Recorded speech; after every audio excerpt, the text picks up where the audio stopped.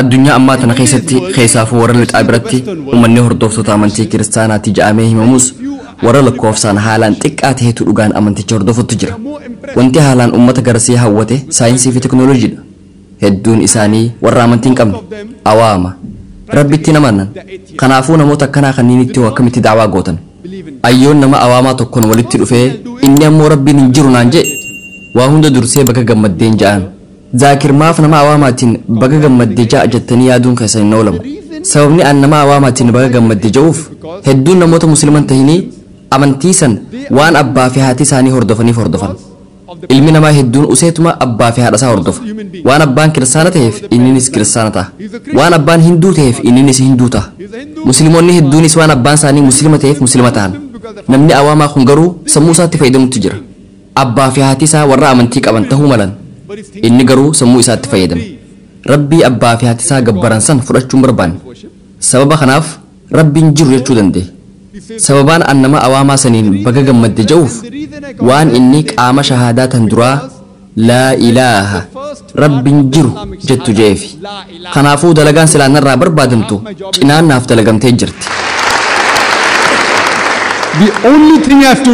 wanni narraa eeggamu kanaafe isii illa allah jettu qofa ibsuudha إن شاء الله إسي أموني نبس أكما سورة آل عمران سورة صدفة آية جاتمي أفر الرئيس نفتو بستي آيان خن دعوة قلو فرطل تعالوا إلى كلمة سواء بيننا وبينكم جرجتش نوفي إسن جدت والكتتاتي خوتا نموني مسلمان تهين الدون دبين مسلمة في آوام والكتتا سفتو تمي جاني ورا نقافة تجرى أنسك آم شهادات درا تن لا إله رب جرو جتو توتو والكتتا سجيت دي بساف سووني إسا دلقان نرى بربادم تولكان انتجرتي نو مسلمان تاني خمبرا أمن سيسو الأفوان تندرا راوتشو كبو ربين إني قبرا جرسون دقون قرته ساهمون إيغان سرا واتنبودا وإي الله سبحانه وتعالى تن اتيما بكا أواما خانت تقرو دلقان جنان ناف دلقان تجرتي إني درومانو لا إله رب جرو جيجر وانتافي إلا الله خنجو كفا إبسودا إن شاء الله إسي أموني نبس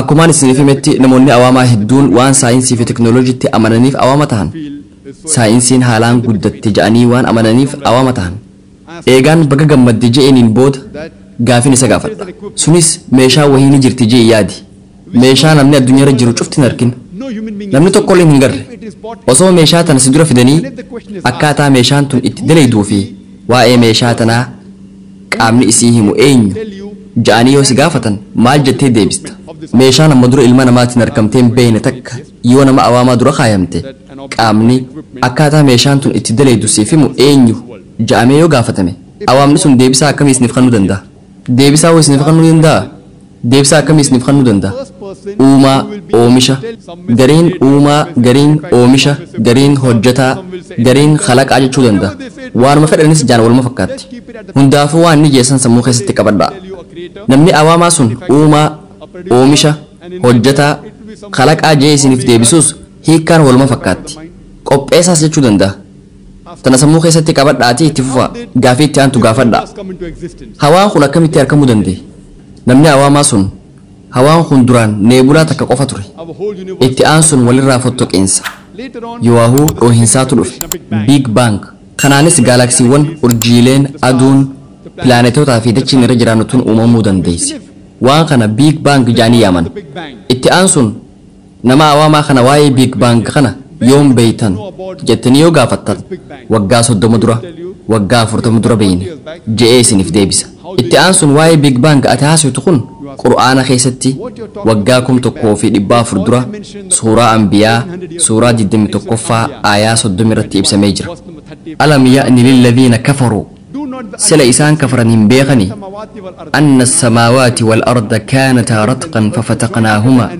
سمي في دجين ولتمت أنتو قامت كترا إيغسي أد إسان بافنيجا وإن بيج بانغا تهاسو تقون وقاكم تقوفي لبا فردرة قرآن خيستي بسميجر waa'ee kana waggaa kum tokkoo fi dhibbaa afur dura quraana keessatti eenyutu himuu danda'a namni awaamaa sun tarii wanti kun durdurii ta'uu danda'a jechuu mala waliin mormina gaafitti aantu gaafadhaa dachiin irra jiraannu tun boca akkamii qabdi namni kunis duraan ilmi namaa dachiin tun diriirtuudha jee amanaa ture bara kum tokkoo fi dhibba shanii fi torbaatamii torbatti namni Faransiis Diraakee jedhamu dooniin eegala fanaannaween booda dachiin boca geengotti dhihaatu qabaachuu isii beeki je'ee deebise.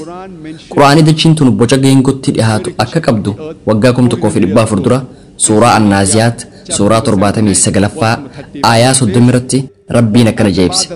Wal arda ba'da dhaalika daxaaha san booda dachii boca hanqaaquu taasifne. Dachiin irra jiraannu tun akka kubbaatti geengoo miti.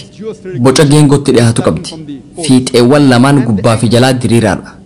Jechi quraana keessatti bakka kanatti ibsame kan daxaahaa jedhu hiikaan isaa inni tokko diriirsuu hoggaa ta'u kan lammadaa ammoo hanqaaquu jechuudha. Qajeelatti ammoo hanqaaquu guchii ibsuudhaaf tajaajila. Hanqaaquu guchii wayita xiinxaltan bocnis joosfeerikaal ta'uu hubattu. Xiinxalaa quraanni dachiin tun boca joosfeerikaal boca geengootti dhihaatu qabaachuusii waggaa 1400 dura ibse. Nama awaamaa kana waa'ee kana quraana keessatti eenyutu ibsuu danda'a jettanii gaafattan. Tarii nabiyyiin keessan Nabi Muhammad nama hayyuu ta'uu mala isiniin ja'a. Ammaas waliin morminaa itti fufaa. Ifaan adda isaa yookiin baatii ifaa mataa isaati moo ifaa balaqqee se'e ja'a gaafadhaa. Inni deebisee duraan ifni adda isaa ifaa isaati jaamee amanama. Dhiheenya kanatti ifaan adda isaa ifaa mataa isaa akka hin taanee fi ifaa adurraa balaqqee se'e akka ta'e beeynee jirra je'ee deebisa. Akka saayinsiitti kaleessa jechuun waggaa 40 dura, waggaa 50 dura, waggaa 100 dura ta'uu mala. Qur'aanni waggaa 1400 dura suuraa Al-Furqaan suuraa 25ffaa aayaa 61 irratti rabbiin akkana jedhe. Inni rabbiin subhaanahu wa ta'aalaa samii keessatti buruuja urjiiwwan gurguddoo taasisee isii keessatti biiftuu ifaa fi ja'a ibsaa taasise. Khayriin isaa baay'atte. Ifaan adda isaa ifaa mataa isaa osoo hin taane ifaa adurraa balaqqee se'e.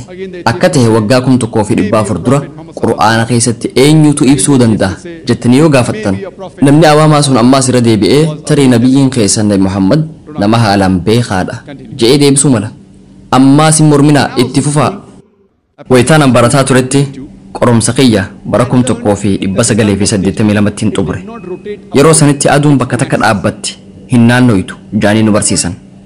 Namni awaamaa sunis sun waan qur'aana keessatti ibsame je'ee gaafata.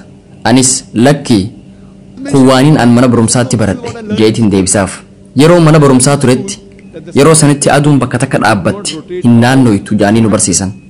Garuu qur'aanni suuraa Al-Anbiyaa suuraa 21ffaa aayaa 33 irratti wahuwa allazii khalaqa al-layla wan-nahaara inni isa halkanii fi guyyaa uume wash-shamsa wal-qamara aduu fi ji'aas uume kullun fi falakin yasbahuun hundinuu orbiitii isaanii keessa daakan yookaan deeman ja'a. Jechi afaan arabaa kan yasbahuun jedhu waa'ee meeshaa sossootuu ibsuuf tajaajila. Aduunis deemuu isiitiin cinatti orbiitii isira naannoyti. Arraan tana saayinsiin meeshaalee garagaraa fayyadamuun footoo aduudhaa kaasuu danda'ee jira. Footoo sanirra qabxii gurraacha wayiitu jira. Qabxiin gurraacha kun marsaa tokko naannawee fixuudhaaf guyyaa 25tti dhiyaatutti fudhata. Kunis aduun marsaa takka naannawitee fixuuf guyyaa 25 turti jechuudha. Waan kana eenyutu ibsuu danda'a? Wanni aan waggoota 23 dura baradhee fi wanti saayinsiin ammaa jettu walii faallaadha. Qura'aanni ammoo waan kana waggaa 1400 dura ibse. Waan kana qura'aana keessatti eenyutu ibsuu danda'a? Tarii namni awaamaa kun yeroo dheeraaf caleessuu danda'a. Deebisaa isaa hin eegina itti fufaa. Arraan tana saayinsiin hawaan keenya kun bal'achaa jira jeenuuf hima. Dhaamsi wal fakkaataan qura'aana keessatti waggaa 1400 dura ibsamee jira. Suuraa Az-Zaariyaat suuraa 51ffaa aayaa 47ffaa irratti rabbiin akkana jedhe. Samiis humnaan isii ijaarre. Dhugumatti nuti isii bal'isoodha. Gama haayidrooloojiitiin nama Sir Bernaand Paalisii jedhamutu bara 1580tti yeroo duraatiif marsaa roobaa ammaan tana mana barumsaatti barannu ibse. Duraan waa'ee marsaa bishaanii wanti beeknu jiru. Yeroo duraatiif nama Sir Bernaand Paalisii jedhamutu bara 1580tti bishaan galaanarraa hurkee duumessa tahee gara samii gad aantuu dhihaatee akka roobaatti bu'a. Akkasumas haalli kun irra deebi'a jedhee ibse. Waa'een marsaa bishaanii kun qura'aana keessatti bakka hedduutti gad fageenyaan ibsamee jira. Suuraa Az-Zumar suuraa 29ffaa aayaa 21 irratti, suuraa Ar-Ruum suuraa 30ffaa آية دمي أفررت سورة المؤمنون سورة دمي سدفا آية كل سديترت سورة الهجر سورة كل شنفا آية دمي لمرت سورة النور سورة دمي أفرفا آية فرتمي سدرت سورة الروم سورة صدمفا آية فرتمي سديترت الرعد سورة كل سدفا آية كل تربرت الأعراف سورة تربفا آية شنتمي تربرت سورة الفرقان سورة دمي شنفا آية فرتمي سديتي هنگا فرتمي سقلرت سورة الفاطر سورة صدمي شنفا آية سقلرت سورة قاف سورة شنتمفا آية سقلي هنگا كل تكرت سورة الواقعة سورة شنتمي جافا آية جاتمي سديتي هنگا تربات مرت سورة الملك سورة جاتمي تربفا آية صدمي رت الطارق سورة سديتمي جافا آية كل تكرت waa'ee bishaanii irratti qofa aayaalee quraana keessatti ibsaman himuu ni danda'ama. Quraanni waa'ee marsaa bishaanii gad fageenyaan dubbate. Waa'ee aayaalee kanneenii daqiiqaa hedduuf haasa'uu ni dandeessan. Waan kana waggaa 1400 dura quraana keessatti eenyutu ibsuu danda'a? Namni awaamaa kun ammaas cal'isuu danda'a. Itti fufaa waa'een saayinsiidhaa hedduutu quraana keessatti ibsame. Who could have mentioned this in the Quran 14 years ago? And they just